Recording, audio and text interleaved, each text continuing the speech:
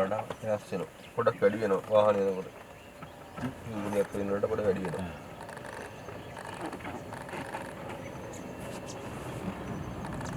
මල්ලි වැනෙන්නේ නැතුව ඉඳපන්. එල්ලෙන්න එපා එක්කෙනෙක්වත් හුස්ම ගන්නවා ඇරෙන්න. ඉන්නේ පටන් ගන්න යන්නේ. එල්ලගෙන. රුබෑ කියනවා. එහෙනම් කටින් අප්පා කියන්නේ. මේ හොඳ පිස්සු දොස්තු කියන. සුනිය කටිය බලන් ඉන්නවා පිස්සු.